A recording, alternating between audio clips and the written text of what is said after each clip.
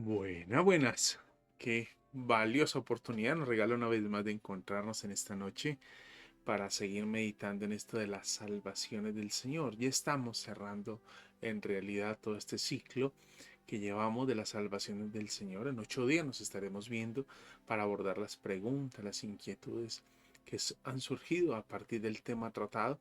Y hoy quiero de alguna manera hacer como el cierre definitivo y hacer el lanzamiento de lo que será la próxima serie, que en 8 días les estaré dando el título, pero hoy les voy a salpicar algo de lo que es la siguiente serie.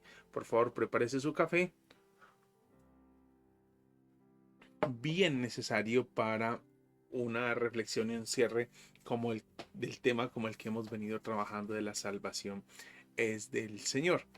Le invito para que por favor estemos allí conectados. Si usted está aquí en este momento viendo el estudio, por favor escríbanos un mensaje. Qué oportuno saber que usted está allí conectado. Un saludito que usted le quiera regalar a alguien. Nos ayuda, nos motiva y es una forma de estar allí como retroalimentándonos, estar comunicándonos y estar allí en esa interacción que nos permiten estos medios de tecnología. Así que agradezcamos al Señor y damos lugar entonces a este espacio que hoy estaremos trabajando de ocupándonos de nuestra salvación. Y este tema a propósito de entrar a considerar, porque he sido muy insistente que la salvación es del Señor, pero hoy quiero reforzar algo para cerrar y así abrir la próxima serie de lo que es nuestra responsabilidad en medio de la salvación que el Señor está obrando en nosotros. Señor, gracias, porque reconocer que tú eres quien obra la salvación, que tú eres quien nos salva, tú eres quien nos ha apartado, tú eres, Señor, quien ha extendido tu brazo y nos has acogido, Señor. Es una manera, Señor, de venir a reconocerte, honrarte, adorarte, Señor. Es un llamado a inclinar nuestro corazón y nuestra vida a ti y decirte, Señor, aquí estamos y dirígenos en que sea la manera de poder ocuparnos de nuestra salvación, Señor, con temor y temblor, por favor, en el nombre de Jesús. Amén y amén. Y aquí estamos entonces en esto de ocupándonos de nuestra salvación, ese llamado, insisto, que nos hace el Señor. La salvación es una obra de Dios, pero indudablemente esto nos convoca a nosotros a algo y de eso es lo que quiero hacer, a lo que quiero señalar, a lo que quiero invitarle en estos días. El día de hoy y como una serie que seguirá después de que terminemos esta de las salvaciones del Señor. Filipenses 2.2, el apóstol Pablo dice, así que, un texto que hemos repasado en alguna oportunidad durante esta serie, así que, amados míos, tal como siempre han obedecido, no solo en mi presencia, sino ahora mucho más en mi ausencia, ocúpense en su salvación con temor y temblor. Ocuparnos, eso nos hace un llamado y nos está invitando a que nosotros tenemos una responsabilidad. O sea, el Señor nos ha salvado. ¿Nos quedamos con las manos cruzadas? No, Señor. Tenemos una responsabilidad, un llamado y tenemos algo que hacer en medio de esto. Solamente repasando algunas cosas que vimos en su momento y que quiero que tengamos bien presente para lo que estamos revisando. Y es que el apóstol Pablo en Efesios, por ejemplo, 5:19 dicen, permitan que el Espíritu Santo les llene. En el 1:13 nos dice que el Espíritu Santo nos ha sellado, ¿sí? Como parte de la obra del Señor. Y en el capítulo 4, versículo 30 dice, Dios nos llama a que no contristemos, a no entristecer el Espíritu Santo con el que fuimos sellados. ¿Se da cuenta? El Señor ha obrado y creo que el capítulo 1 es una obra magistral de esa descripción de la Trinidad en su obra de salvación, el Padre, el Hijo y el Espíritu Santo operando la salvación en nosotros los creyentes y nos convoca, nos llama ahora el Señor a no entristecer al Espíritu y nos llama a nosotros a permitir que el Espíritu Santo nos llene. ¿Se da cuenta cómo debemos ocuparnos de nuestra salvación?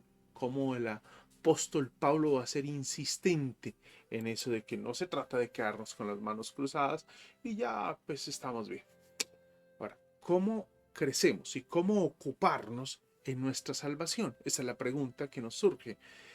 Y aquí es donde nos podemos acercar a Paul Washer, que te escribe un librito, y lo tengo, un librito que se llama Los medios esenciales de gracia. Es un muy buen libro, es pequeño, de fácil lectura. Quizá necesita 2 cafecitos para leérselo. Le invito, si en algún momento puede comprarlo. Es de fácil adquisición, lo puede comprar en cualquier librería cristiana. Él va a decir en este libro, dice, describiendo la salvación como una obra de Dios y una responsabilidad del ser humano, mire lo que va a decir, las escrituras demuestran una y otra vez que la salvación es monérgica, es decir, es una obra de Dios, es decir, la obra de uno solo, de Dios. Dios es el autor y el agente de nuestra salvación. Nosotros somos los objetos de su obra salvadora. Mire pues, las salvaciones del Señor. Y aquí es donde quiero reforzar lo que hemos visto y quiero dejarlo claro como un planteamiento a la serie que vamos a continuar. Sin embargo, con el mismo énfasis, las escrituras también enseñan que nuestro crecimiento en la santificación es sinérgico, es decir, el trabajo colectivo de 2 o más. No entristezcan al Espíritu Santo, permitan que el Espíritu Santo, ¿se da cuenta? Sinérgico. Monérgico, la salvación es una obra de Dios. Sinérgico es que tenemos que comenzar a darle cumplimiento a esos mandatos, no entristecer y permitir que el Espíritu Santo nos llene, que tome el control sobre nuestra vida, que tome la dirección, que sea Él. ¿Y cómo lo hacemos? Pues no, todo el capítulo 4, el capítulo 5 se va a ocupar de hablarnos de cómo vive la gente sabia, cómo debemos vivir conforme a la vocación con que fuimos llamados. Capítulo 4, capítulo 5, la gente sabia vive entendida de cuál es la voluntad del Señor y así nos vamos permitiendo, tenemos una apertura a la dirección del Señor sobre nosotros. Y es lo que nos va a señalar allí entonces este autor. Y creo que esto apunta bien a lo que nos está diciendo Filipenses capítulo 2, versículos 12 y 13, cuando nos va a dejar claro o nos hace ese llamado de ocuparnos en nuestra salvación con temor y temblor. Porque Dios es, versículo 13 de Filipenses capítulo 2, porque Dios es quien obra en ustedes tanto el querer como el hacer para su buena intención. La salvación es del Señor y aquí tenemos el mandato que nosotros debemos ocuparnos de esa salvación que Él está obrando. Y les recuerdo un temita que posiblemente para muchos es nuevo, la concurrencia, así lo ha llamado la teología. Y la concurrencia es una palabrita que se ha utilizado para llamar a esto de la preservación y la perseverancia. Dios preserva a los suyos y los suyos perseveran. Ese es. Y Arocha, que es un autor que escribe Dios salva pecadores, un libro que lo he mencionado. A propósito, espero por lo menos dejar un listado en alguna de la presentación dentro de 8 días para que ustedes puedan ver la literatura que pueden adquirir para si quieren seguir ahondando y creciendo en este tema de las salvaciones del Señor.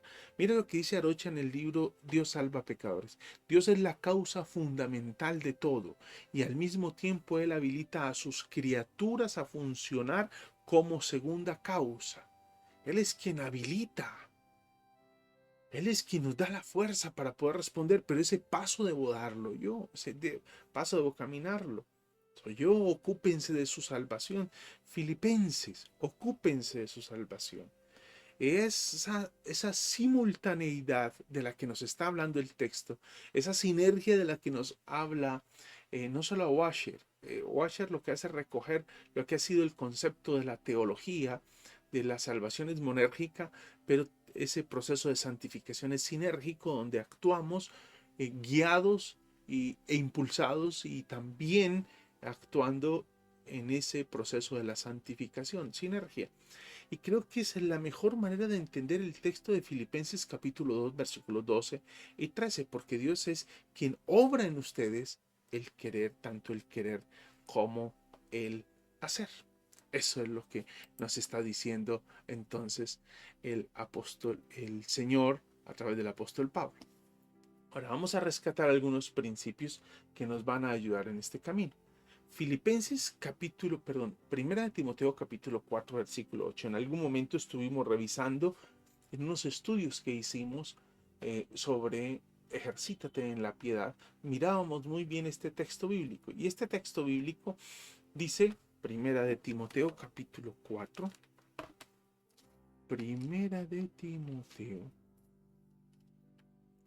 capítulo 4 versículo 8 dice lo siguiente: porque el ejercicio físico aprovecha poco, pero la piedad es provechosa para todo, pues tiene promesas para la vida presente y también para la futura.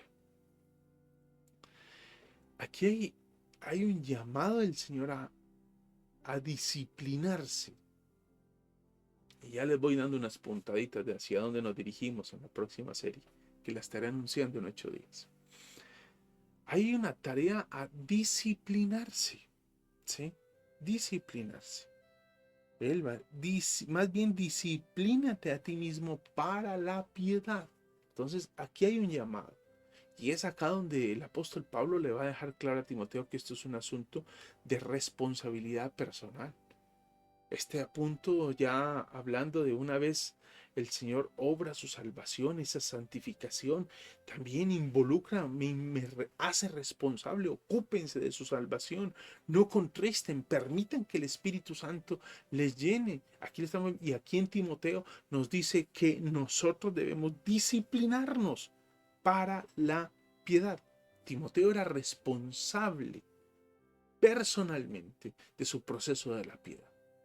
El Señor ha obrado todo, nos ha dado su espíritu, su palabra, todos esos medios que requerimos. Otra puntadita para el tema que estaremos tratando en la próxima serie. Nos ha dado todos los medios que necesitamos en ese proceso de crecimiento.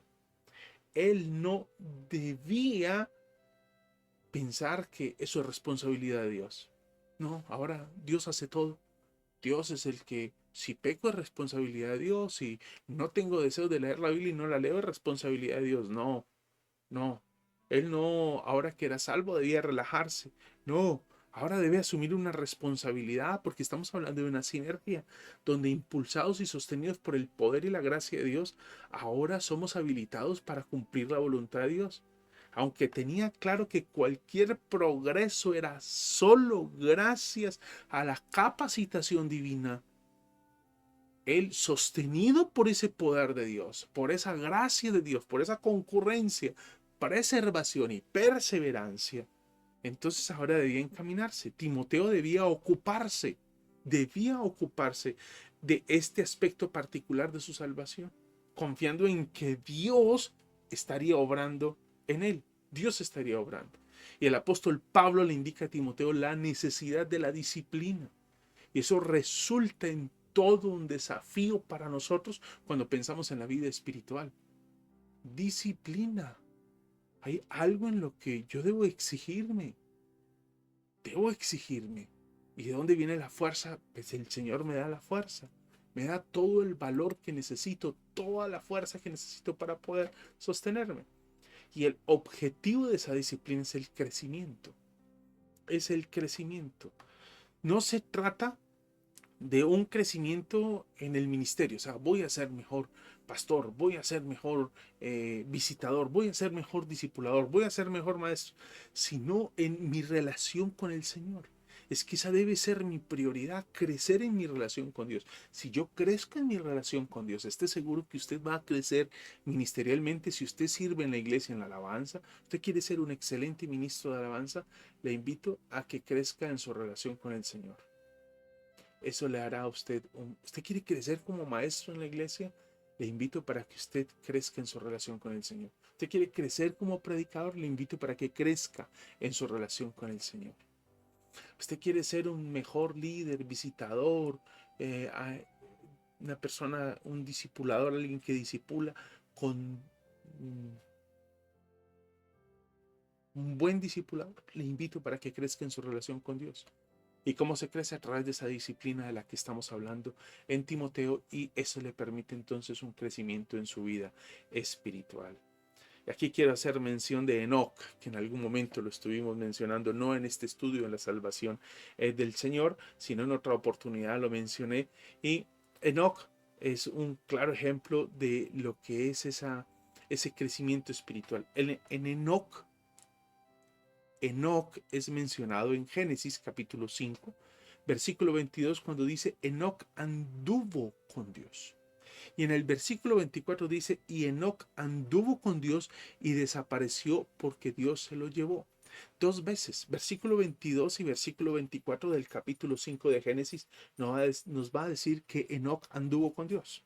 Y Hebreos, hablando de Enoc, el Nuevo Testamento, hablando de ese personaje del Antiguo Testamento, dice, por la fe Enoc recibió testimonio de haber agradado a Dios. Esto nos dice entonces que Enoc anduvo con Dios y agradó a Dios. Anduvo con Dios y agradó a Dios. Esa debería ser parte de nuestra meta, de esa disciplina, de ese caminar, de ese crecer en la vida espiritual. No crezco para hacerme más famoso. No crezco para hacerme más popular. No crezco para que la gente me admire más. No, crezco porque necesito esto que nos está enseñando Enoc, andar con el Señor y agradar al Señor. Timoteo necesitaba crecer en áreas esenciales de esa vida, de su devoción, de su piedad. Y, y era la forma de crecer. ¿Cómo? Pues disciplinándose, poniéndose en orden. Somos un poco a veces desordenados en nuestra lectura, en nuestra vida devocional, en nuestra entrega a Él. Y es ahí donde entra la tarea. Lo que hoy necesitamos en ese ejercicio es crecer en nuestra devoción con Dios. Una y otra vez lo he dicho, la iglesia de nuestro tiempo está muy focalizada en servir a Dios, en el ejercicio de hacer cosas para Dios y para la iglesia. El servicio a Dios es algo muy amplio, entonces no lo puedo reducir, porque aun cuando vivo para Dios, estoy sirviéndole a Él. Cuando trabajo en mi oficina, voy a la universidad, estoy en la calle, en mis relaciones familiares, con mi esposa, con mis hijos, allí también estoy sirviéndole a Dios y estoy adorando a Dios. Nosotros tenemos hoy una dificultad en la iglesia, y es que la iglesia de nuestro tiempo tiene un énfasis en el hacer cosas porque tiene una obsesión por el crecimiento numérico de la iglesia.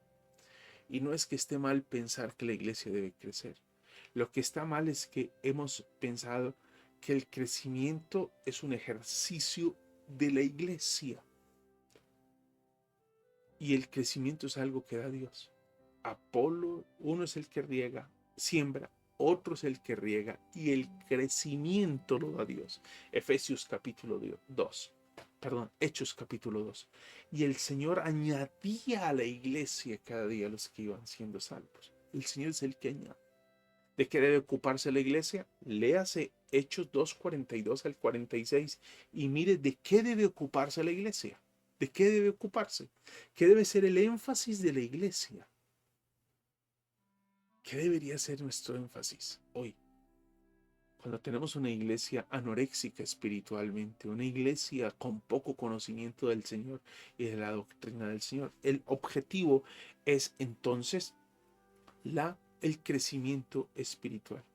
Lamento que la iglesia de nuestro tiempo enfatice tanto el hacer cosas para Dios y poco el vivir para Dios. Por eso nuestros testimonios son a veces tan deficientes. Un liderazgo con un testimonio y una forma de vida, una ética y una moral que no corresponde al Evangelio. ¿Por qué? Porque estamos nosotros enfatizando en el hacer cosas, y ese es el propósito de la vida cristiana, hacer cosas para Dios. Y se nos olvida que el propósito es vivir para Dios, para la gloria de Dios. Caminar para la gloria de Dios. No para que haya un crecimiento en la iglesia del no sé qué porcentaje. Es verdad que debemos evangelizar. No estoy quitando eso del centro porque es parte de la misión de la iglesia. Debemos ir y hacer discípulos. Hay que discipularlos, hay que cuidarlos, hay que visitarlos, hay que atenderlos, pero el propósito es crecer espiritualmente. Entonces, no vaya, cualquier expresión que usted lleve a un extremo es nociva. Cualquier expresión que usted lleve a un extremo es nociva.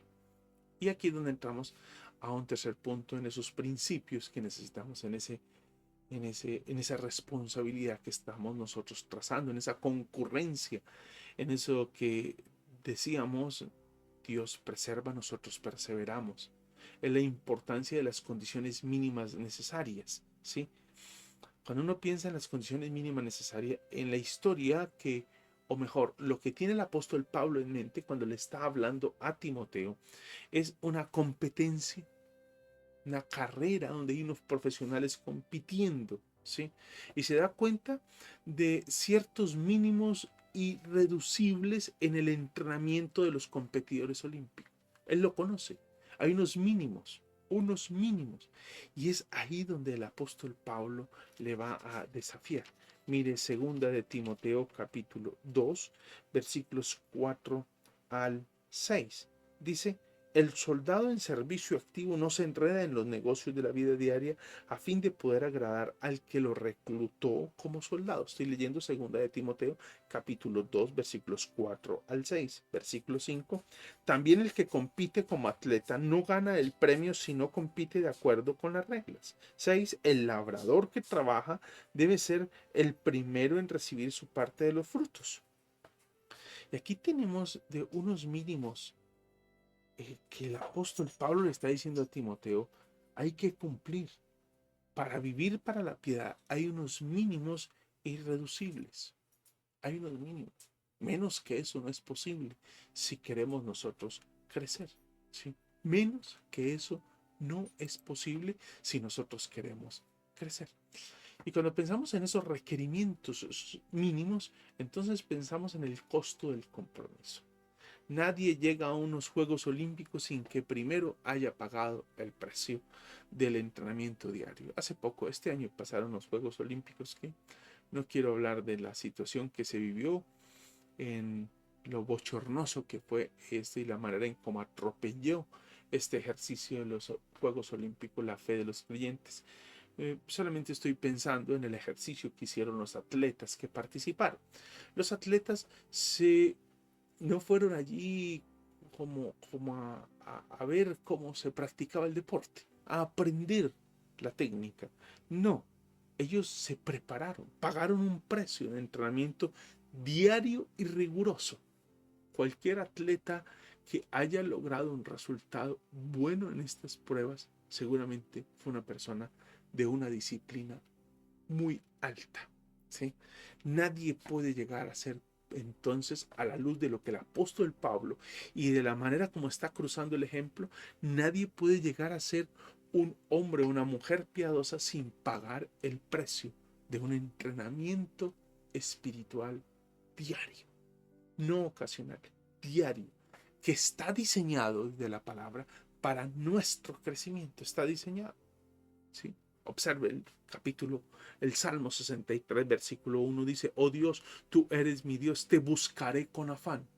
Estamos hablando de los mínimos que necesitamos para ese crecimiento. Buscar a Dios con afán.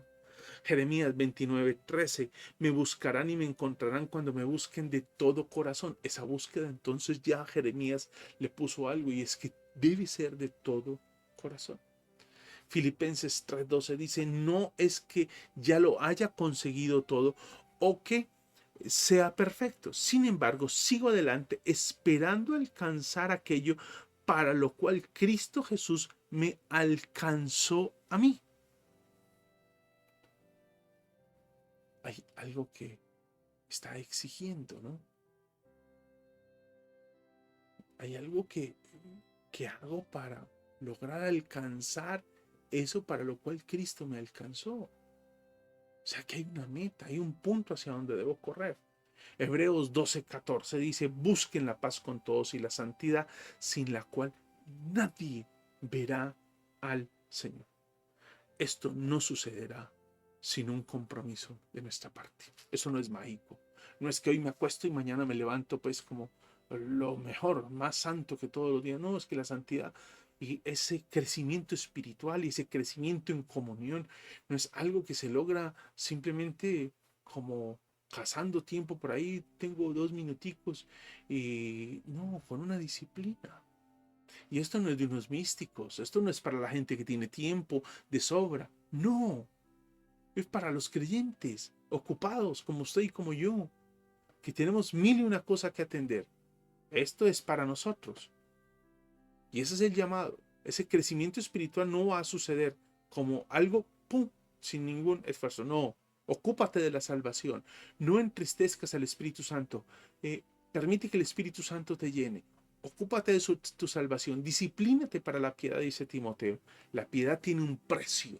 Tiene un precio. Y nunca está en descuento. Estamos acostumbrados, descuento del 30%, del 40%, estamos en cierre, en inventario, estamos... No, no, no, aquí no hay descuento. No hay descuento. Nunca se tiene barata y fácil. Esto es exigente. Es exigente. Por eso el apóstol Pablo escoge una palabrita bien precisa. Ejercítate, disciplínate para la piedad. Eso implica perseverancia, arduo trabajo, diligencia, entrega. Eso no se logra de la noche a la mañana, así como que pluf, leo la Biblia de vez en cuando. Voy a la iglesia los domingos cuando estoy desocupado. Tengo mi devocional. Hago un estudio bíblico, pues por allá cuando se me ofrece. O me leo un librito por ahí de vez en cuando. No, el creyente no debe vivir de esa manera. El llamado del Señor es otro. Si los jóvenes atletas se esfuerzan por una corona que no duraría mucho, ¿cuál debe ser el compromiso de la corona que sí durará? Porque en la antigüedad la corona era una corona de olivo. Hoy en día es metálica la medalla. Pero en esa época del primer siglo era una corona de olivo. Eso era, se deterioraba.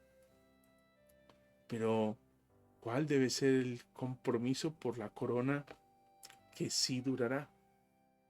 Pues aunque el ejercicio físico, dice Pablo a Timoteo, trae algún provecho, la piedad es útil para todo, ya que incluye una promesa no solo para la vida presente, sino también para la venidera. Entonces, hay unos requerimientos mínimos y esos requerimientos mínimos es el costo del compromiso. Necesitamos acá darle con todo, man. Eso no es suave, hay que darle con todo. ¿Qué compromete? Hay que ponerse la camiseta. Punto. Hay que ponerse la camiseta. Hay que ponérsela. Y aquí necesitamos un entrenador competente. Eso me pareció muy especial esa expresión. Un entrenador competente. Un entrenador es fundamental. Fundamental para yo lograr como atleta el punto en el que voy a lograr dar el máximo de rendimiento. El máximo de rendimiento. ¿Sí? Ellos son los que nos van a ayudar a nosotros a desarrollar las capacidades, a corregir lo que hay que corregir, a fortalecer lo que hay que fortalecer, a quitar lo que hay que quitar, a sumar lo que hay que sumar. ¿Sí? Nosotros necesitamos el entrenamiento, la enseñanza de la palabra y la dirección del Espíritu. Por eso el apóstol Pablo dice, no entristezcan y permitan que el Espíritu Santo le llene. No entristezcan y permitan que el Espíritu Santo le llene. Él nos exige el estándar de excelencia espiritual que el Padre quiere de nosotros. El más alto. ¿Sí? A la medida no es una medida liviana. Más alto. ¿Sí? Él nos está exigiendo el más alto nivel espiritual.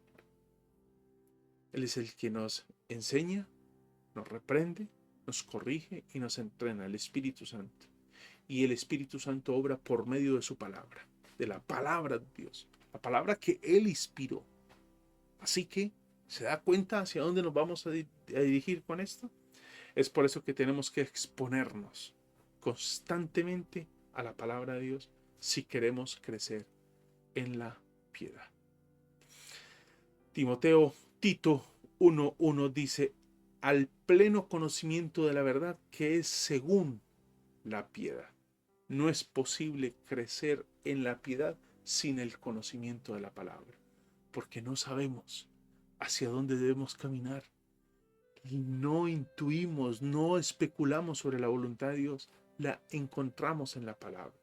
Ese conocimiento no hace referencia a datos, sino el conocimiento espiritual impartido por el Espíritu Santo, conforme Él aplica la verdad de Dios en nuestros corazones. La sana doctrina, la sana ortodoxia, ¿sí? La rectitud en el comportamiento no son señales indispensables de piedad.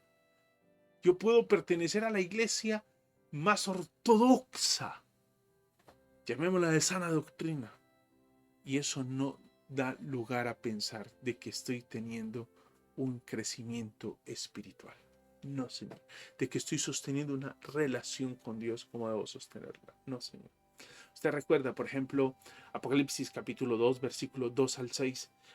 El apóstol Juan, inspirado por el Señor y dirigido por él, se convierte allí en el secretario del Señor Jesús, escribiéndole a las iglesias, y cuando le escribe a una de esas iglesias le dice, conozco tus obras, tu arduo trabajo y tu perseverancia. Sé que no puedes soportar a los malos y que has puesto a prueba a los que dicen ser apóstoles, pero no lo son, y has descubierto que son falsos. Has perseverado y sufrido por mi nombre sin desanimarte. Sin embargo, tengo en tu contra que has abandonado tu primer amor. Recuerda de dónde has caído, arrepiéntete y vuelve a practicar las obras que hacías al principio. Si no te arrepientes, iré y quitaré de su lugar tu candelabro.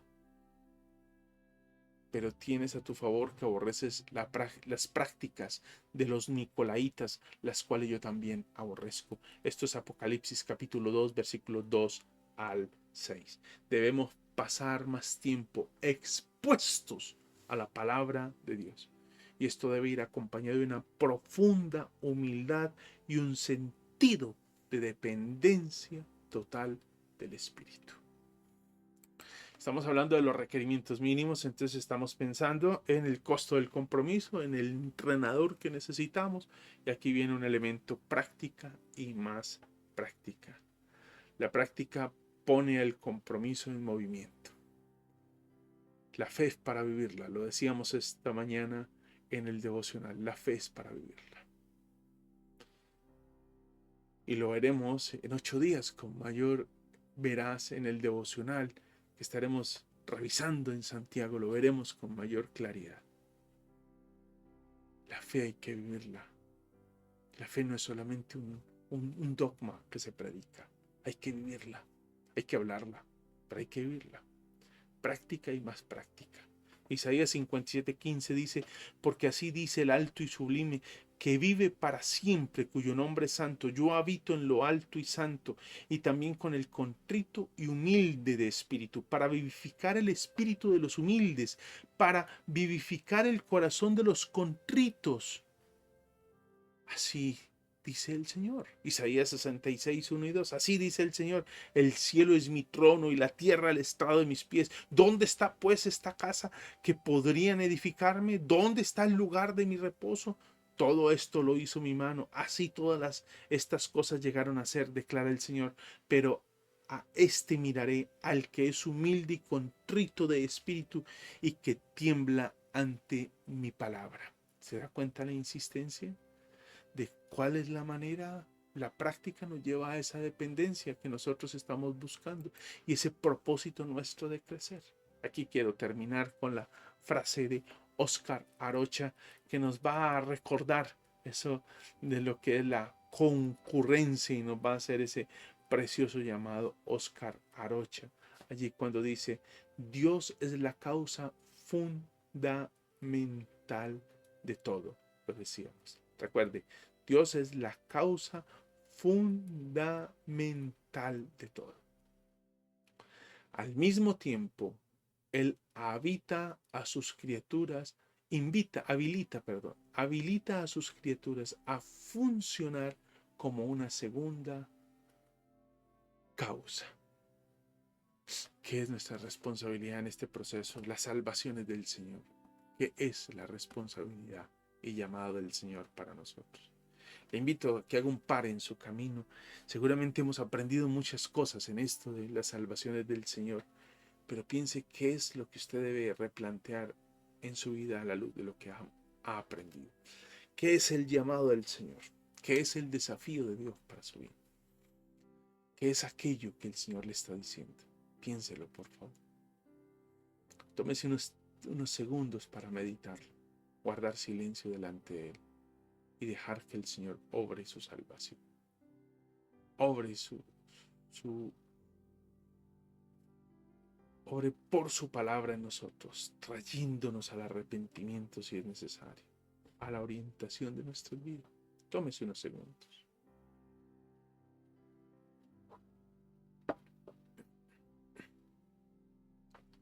Gracias, Señor, por este tiempo y tu palabra.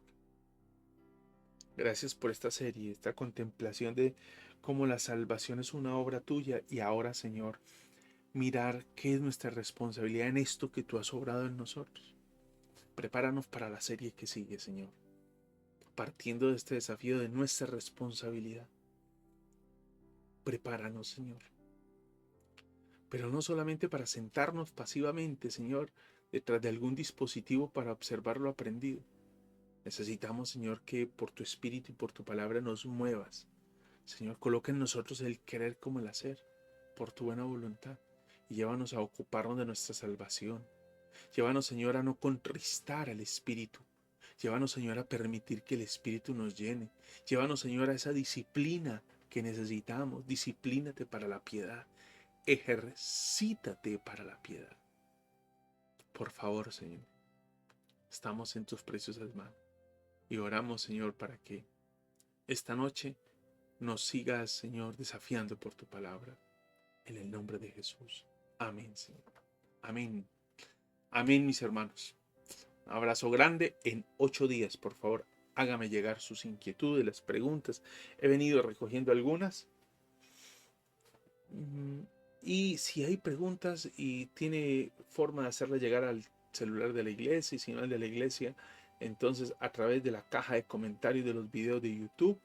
Y si no, por favor, en el chat cuando estamos conectados aquí en vivo, haga allí sus comentarios que estoy recogiendo todas las preguntas allí para poder el día próximo miércoles hacer el cierre de este tema. Ese día traeré la bibliografía que he usado en estos temas que le pueden servir si usted quisiera ahondar y posiblemente le ayudará en su crecimiento espiritual. Un abrazo para todos. Que Dios les bendiga, que esta sea una feliz noche y que disfruten del buen cuidado del Señor. Bendiciones para todos.